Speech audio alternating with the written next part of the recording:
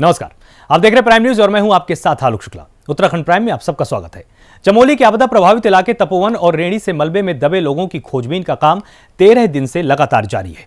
इस बीच एनडीआरएफ और एसडीआरएफ की टीम साइट पर रेस्क्यू ऑपरेशन चला रही है। इस बीच तपोवन इंटेक टनल से अब तक 13 शव बरामद हो चुके हैं। वहीं रेणी ऋषिगंगा साइट से भी अब तक 13 शव मिल चुके हैं। अभी तक की बात की जाए तो आपदा के बाद से अब तक कुल 62 शव बरामद हो चुके हैं और 27 मानव अंग भी मिले। इस बीच अभी तक 142 लोग लापता बताए जा रहे हैं। लापता लोगों की तलाश का काम रेणी में ऋषिगंगा पावर प्रोजेक्ट, तपोवन में विष्णुगाड हाइड्रो प्रोजेक्ट और नदी तटों के आसपास किया जा रहा है। वहीं मुख्यमंत्री त्रिवेंद्र सिंह रावत के निर्देशों के मुताबिक अब तक 26 मृतकों के परिजनों और 11 घायलों को सहायता राशि भी दी गई है। साथ ही एक परिवार को गृह अनुदान राशि का वितरण किया गया है।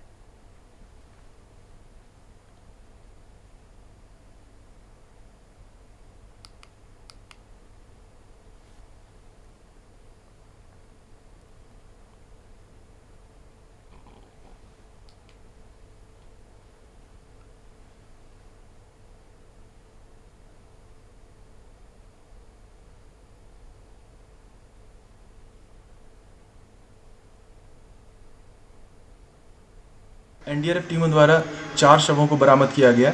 एक महिला का शव रैनी विलेज से बरामद किया गया, जो धौलीगंगा रिवर है उसके पार में एक जगह पर आइडेंटिफाई की गई थी, जगह दूर से देखकर, और उस शव को बरामद किया जा चुका है। इस प्रकार रैनी विलेज में बरामद शवों की कुल संख्या 13 हो चुकी है। इसके अतिरिक्त तपोवन की जो टनल है वहाँ पर आज 2 डेड बॉडीज़ को बरामद किया गया और इसके अतिरिक्त एक डेड बॉडी जो हेलंग से नीचे जो एक प्रोजेक्ट है वहाँ पर बरामद की गई, टीएचडीसी प्रोजेक्ट। तो इस प्रकार अभी तक एनडीआरएफ द्वारा बरामद कुल शवों की संख्या 27 हो चुकी है और खोज एवं बचाव का कार्य दिन रात जारी है। जहाँ पर भी एनटीपीसी के या फिर सिविल प्रशासन के जेसीबी काम कर रहे हैं वहाँ पर उनको साइकोलॉजिकल और सेफ्टी प्रोवाइड कराने का काम किया जा रहा है।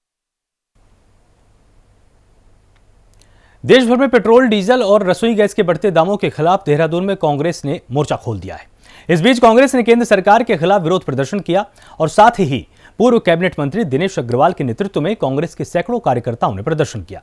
वहीं कांग्रेस ने आईएसबीटी चौक पर इकट्ठा होकर केंद्र सरकार का पुतला दहन किया और सरकार के खिलाफ जमकर नारेबाजी भी की। वहीं प्रदर्शन में शामिल हुए पूर्व कैबिनेट मंत्री दिनेश अग्रवाल ने मोदी सरकार पर जमकर हमला भी किया और बीजेपी को उसके 2014 के नारे और वादे याद दिलाए।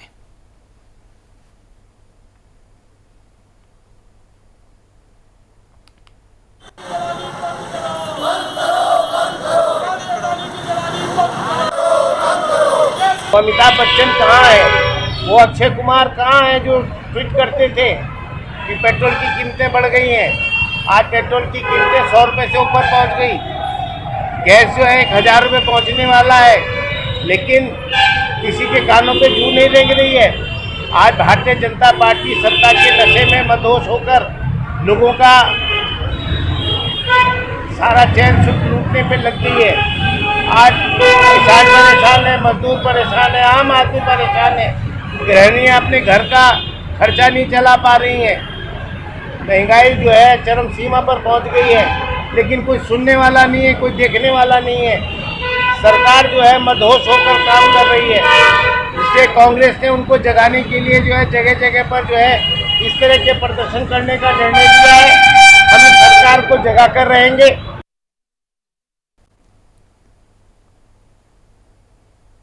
वहीं दूसरी तरफ लालकुआं में भी कांग्रेस ने महंगाई के मुद्दे पर सरकार के खिलाफ मोर्चा खोला है। इस बीच कांग्रेस ने पेट्रोल, डीजल के साथ साथ रसोई गैस की कीमतों में हुई बढ़ोतरी के खिलाफ सरकार पर निशाना साधा है। इस बीच प्रदर्शन कर रहे लोगों ने केंद्र सरकार के खिलाफ नारेबाजी करते हुए केंद्र सरकार के नाम का पुतला फूंक दिया। वहीं प्रदर्शन में युवा कांग्रेस के नगर अध्यक्ष सूरज राय समेत कई बड़े कांग्रेस नेता शामिल हुए और कांग्रेस ने शहर के मस्तान पेट्रोल पंप के करीब नारेबाजी करते हुए विरोध प्रदर्शन किया है। इस बीच युवा कांग्रेस नगर अध्यक्ष सूरज राय ने कहा कि जब से मोदी सरकार आई है कमर तोड़ महंगाई है। गैस की कीमतें एक महीने में 100 रुपए बढ़ गई हैं और पेट्रोल डीजल की कीमतें भी आसमान छू रही हैं।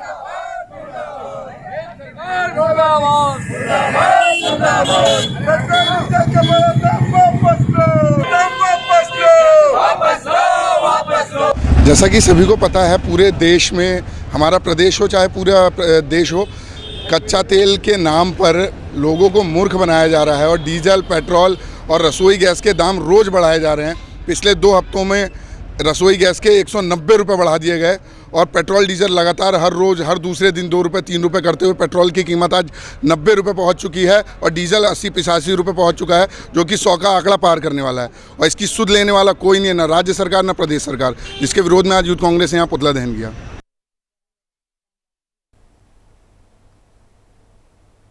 उत्तराखंड के मुख्यमंत्री त्रिवेंद्र सिंह रावत ने हल्द्वानी में विश्वविद्यालय को लगभग 26 करोड़ की सौगात दी है। इस बीच सीएम ने तकरीबन 26 करोड़ की लागत से बनी योजनाओं का शिलान्यास भी किया। इस मौके पर सीएम रावत के साथ उच्च शिक्षा मंत्री धन सिंह रावत, बीजेपी के प्रदेश अध्यक्ष बंशीधर भगत और कई विधायक मौजूद रहे। मुख्यमंत्री त्रिवेंद्र सिंह रावत ने चमोली आपदा पर राजनीतिक बयानबाजी का जवाब देते हुए कहा कि विपक्ष को चमोली में आई आपदा पर बिल्कुल भी बोलने का हक नहीं है, क्योंकि जब केदारनाथ में आपदा आई थी तो कांग्रेस के नेता उस समय विदेश में थे और कांग्रेस के कार्यकर्ता अपने नेताओं की फोटो को दिल्ली में लड्डू खिला रहे थे। वहीं मुख्यमंत्री त्रिवेंद्र सिंह रावत ने कहा कि उत्तराखंड देश का पहला राज्य बना है जहां जमीन से संबंधित मामलों पर महिला भी अपने पति के साथ हिस्सेदार होगी। वहीं उन्होंने बताया कि इससे महिला सशक्तिकरण को बढ़ावा मिलेगा, क्योंकि महिला जमीन में हिस्सा होने से वो बैंकों से कर्ज ले पाएगी।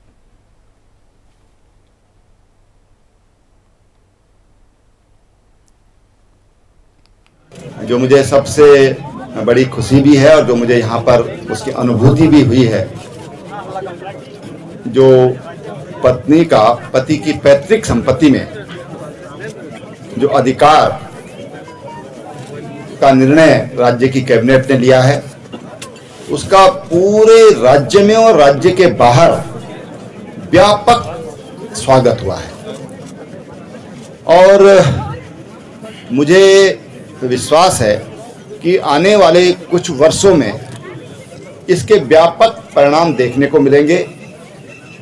राज्य की जो जीडीपी है उसमें भी इसका असर भविष्य में आएगा। और सबसे बड़ी बात यह है कि एक क्रांतिकारी सोच, एक क्रांतिकारी परिवर्तन हमारी सोच में आएगा।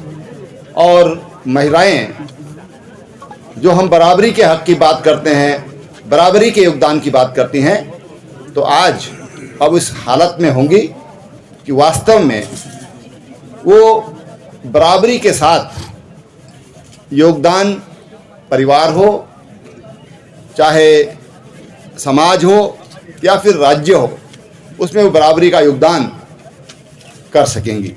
ताजी केदारनाथ की आपदा हुई थी। ये अपने नेता तो उनके विदेश में थे, लेकिन दिल्ली में जाके उनके फोटो को लड्डू खिला रहे थे और 3 दिन तक इनको ये होश ही नहीं था कि उत्तराखंड में क्या हो गया है। तो उनके पूछने का अधिकार ही नहीं है, उनका अधिकार समाप्त है। रावत साहब,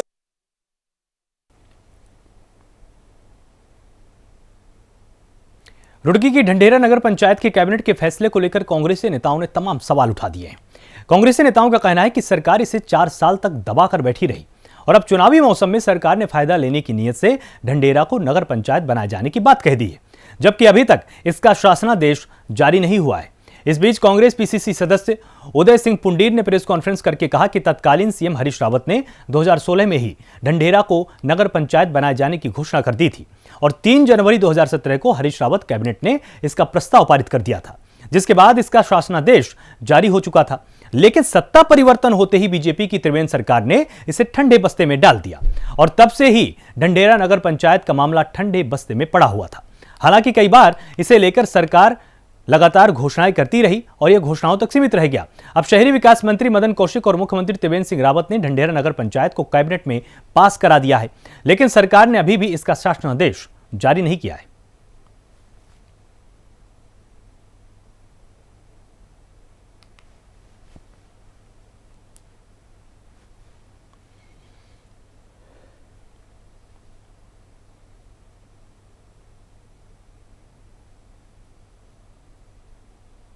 देखिए, ये जो पत्रकार वार्ता मैंने कल आपके समाचार पत्रों के माध्यम से मुझे ज्ञात हुआ है कि ये नगर पंचायत की घोषणा हुई है।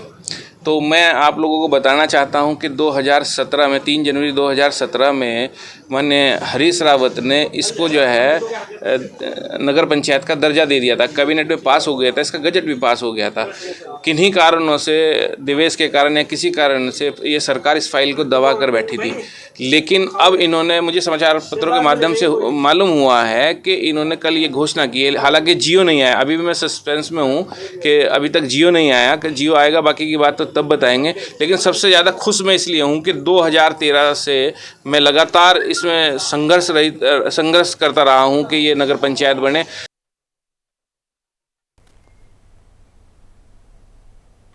मसूरी में आम आदमी पार्टी ने भ्रष्टाचार का आरोप लगाया है। इस बीच पार्टी के प्रवक्ता नवीन पिरसाली ने देहरादून के डीएम को ज्ञापन दिया और भ्रष्टाचार पर एक्शन लेने की मांग की है। इस बीच नवीन पिरसाली ने आरोप लगाया कि नगर पालिका और पालिका अध्यक्ष घोटाले कर रहे हैं और इन घोटालों पर लीपापोती की जा रही है। वहीं उन्होंने कहा कि भ्रष्टाचार के खिलाफ तमाम सबूत होने और इस मामले में कई बार शिकायत करने के बावजूद भी कोई ठोस कार्रवाई नहीं की गई, जिससे स्थानीय जनता में नाराजगी है। वहीं उन्होंने शासन प्रशासन को भी इसमें दोषी करार दिया है। साथ ही इस मामले में जल्द कार्रवाई न होने पर बड़े पैमाने पर प्रदर्शन करने की चेतावनी दे दी है।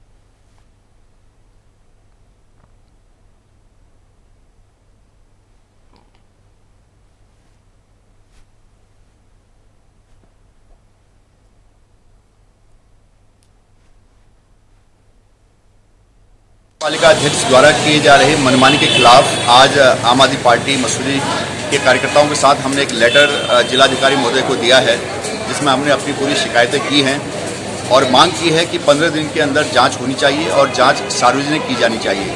अगर ये जांच सार्वजनिक नहीं होती है और जांच में लीपापोती होती है तो आम आदमी पार्टी प्रशासन के खिलाफ, शासन के खिलाफ उग्र आंदोलन करेगी और जहाँ तक भी इनके तार जुड़े हुए हैं उनको उजागर करने की पूरी कोशिश करेगी और जनता के साथ मिलकर मसूरी की सड़कों पर प्रदर्शन करेगी। रुड़की मेयर गौरव गोयल और उनके भाई समेत 6 लोगों के खिलाफ महिला से छेड़छाड़ और मारपीट के मामले में मुकदमा दर्ज किया गया है। यह केस कोर्ट के आदेश के बाद दर्ज हुआ है।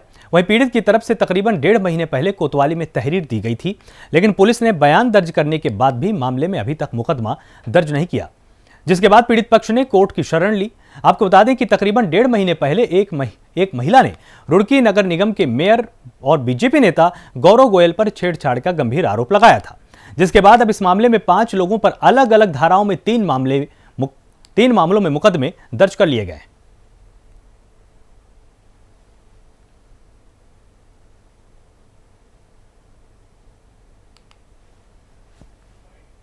लेकिन उसके बाद भी पुलिस मुकदमा दर्ज नहीं कर रही थी।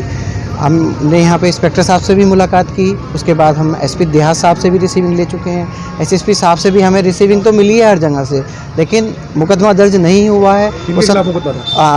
गौरव गोयल रुड़की मेयर जो हैं और अन्य उनके साथ 5 और आदमी थे, जिनमें उनका ये मुकदमा आदेश पे हुआ है।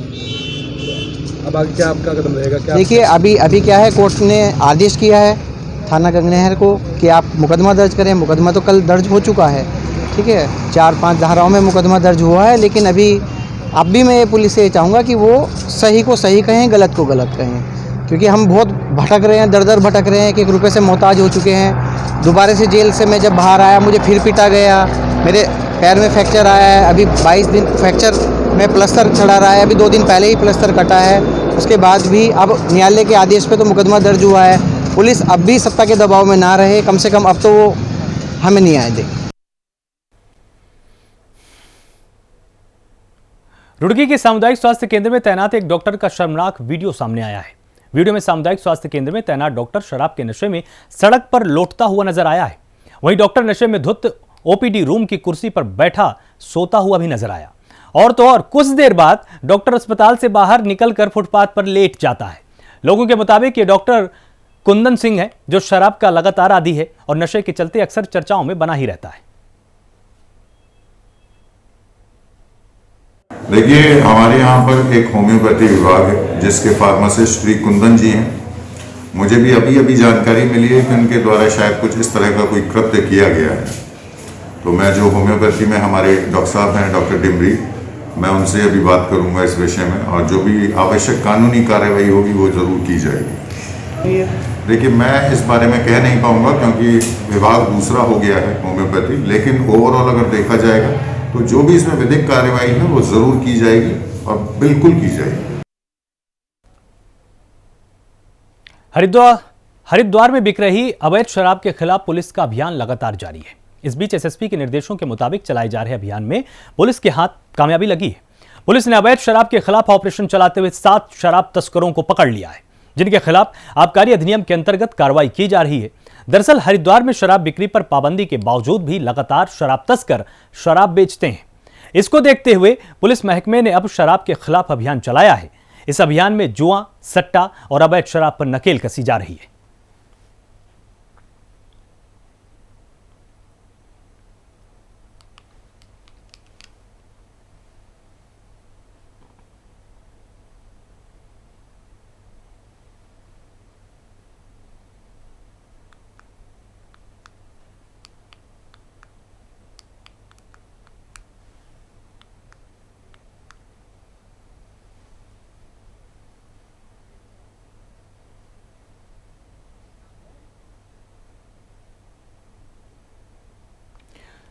तो वहीं टोल टैक्स लेने के फैसले के खिलाफ कांग्रेस ने प्रदर्शन किया है। इस बीच कांग्रेस के साथ टोल टैक्स प्लाजा पर यूकेडी और टैक्सी यूनियन ने भी प्रदर्शन किया है। इस बीच एसडीएम के साथ बड़ी संख्या में पुलिस बल भी मौजूद रहा। वहीं प्रदर्शन कर रहे लोगों ने टोल टैक्स वसूलने का फैसला वापस लेने की मांग रखी है। तो कांग्रेस के साथ यूकेडी भी इस प्रदर्शन में शामिल रही और कांग्रेसी कार्यकर्ताओं ने जोरदार प्रदर्शन किया है।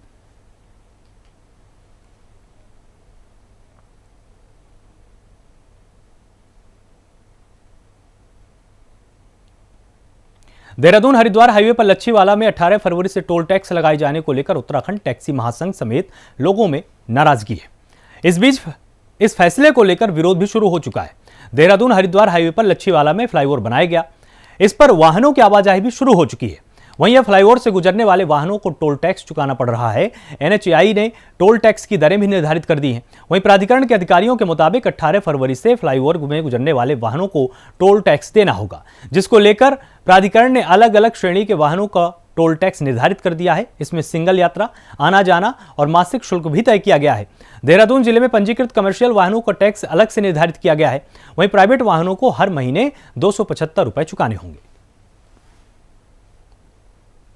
राजमार्ग द्वारा जो टोल टैक्स हम लोगों पे लगाया गया है ये बहुत ही अधिक है और जो लोकल गाड़ियों के लिए उन्होंने काफ़ी कम दर रखी, उसके 275 रुपये प्रति माह। तो मैं भी यही आग्रह करूंगा कि 275 या 300-400 रुपये यही लगाया जाए, नहीं तो हम लोग इसका विरोध करेंगे। आज हम लोगों की मीटिंग है देहरादून हरिद्वार इसके मसूरी यूनियन की महासंघ की मीटिंग है, उसमें हम लोग ये बात रखेंगे। नहीं तो मैंने समय लिया 11:30 बजे OSD श्री धीरेन्द्र पंवार जी से, उनसे वार्ता करूँगा। चमोली में महिला सशक्तिकरण एवं बाल विकास विभाग ने जिला स्तरीय पारंपरिक परिधान प्रतियोगिता का आयोजन किया है। इस प्रतियोगिता का आयोजन अन्नपूर्णा होटल के सभागार में किया गया। वहीं प्रतियोगिता में 12 लोग शामिल हुए।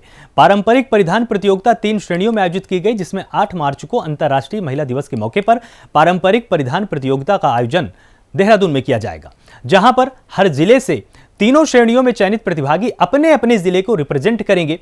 वहीं इस प्रतियोगिता में पहला स्थान हासिल करने वाले को 31,000 रुपए, दूसरा स्थान हासिल करने वाले को 21,000 और तीसरा स्थान हासिल करने वाले को 11,000 रुपए का इनाम दिया जाएगा।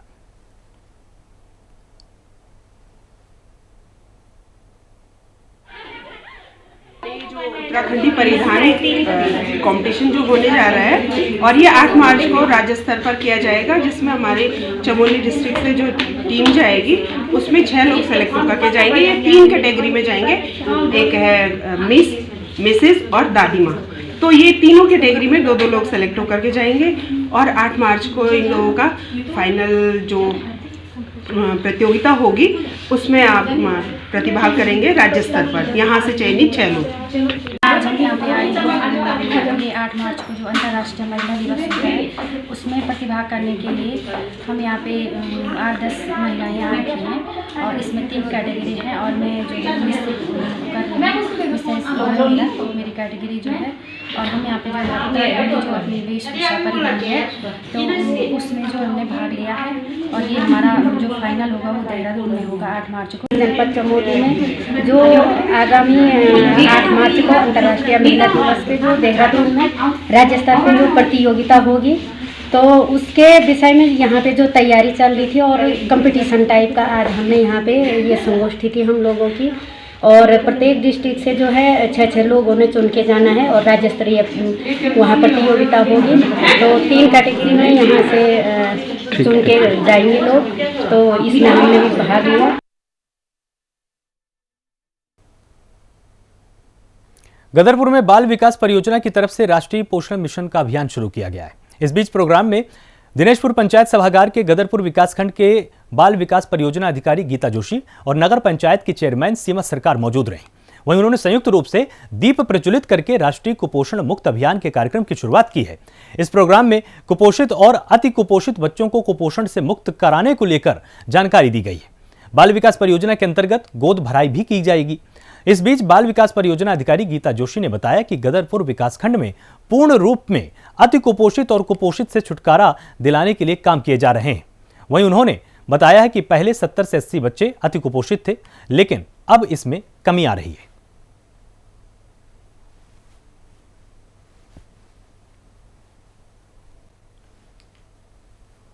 आज दिनेशपुर सभागार में उपस्थित सभी मेरे कार्यकर्ता लोगों को मैं धन्यवाद करना चाहता हूँ कि उन्होंने इतना बड़ा सुंदर कार्यक्रम हमारे नगर पंचायत में किया जा रहा है, क्योंकि मैंने कभी देखा भी नहीं, सुना भी नहीं, लेकिन आज मैं पहले बार देख रहा हूँ। मुझे बहुत अच्छा लग रहा है। जो अब मैं दीदी को भी बहुत बधाई देना चाहता हूँ कि उन्होंने इतना बड़ा प्रोग्राम रखा, क्योंकि गाँव में जो लेडीज़ है उनको जागरूक करना बहुत ज़रूरी है।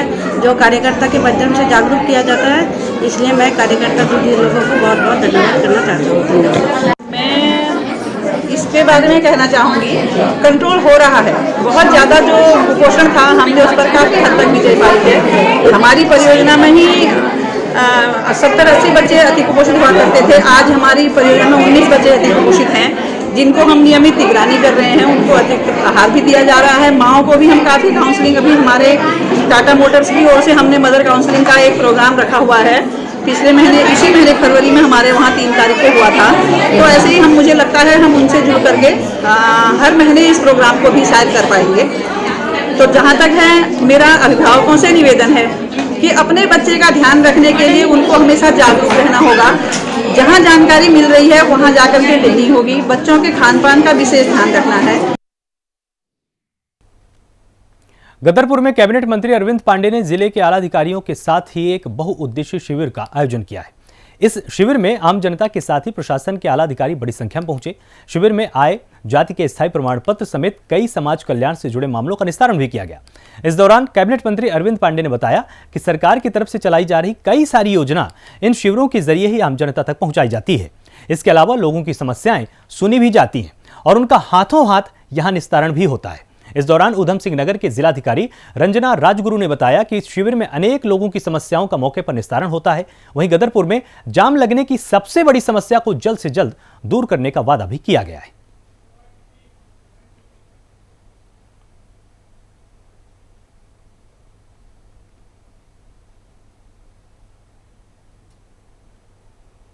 रुड़की में आत्मनिर्भर भारत की मिसाल को एक महिला ने सार्थक कर दिखाया है। इस महिला ने परिवार के पालन पोषण के लिए ठेले पर सब्जियां लादकर शहर की गलियों गलियों में घर घर बेचने का बीड़ा उठाया है।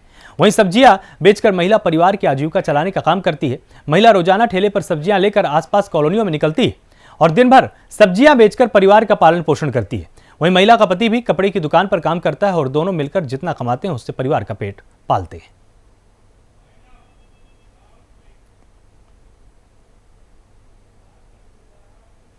फिलहाल उत्तराखंड प्राइम में सिर्फ इतना ही। आप लगातार जुड़े रहिए प्राइम न्यूज के साथ। नमस्कार।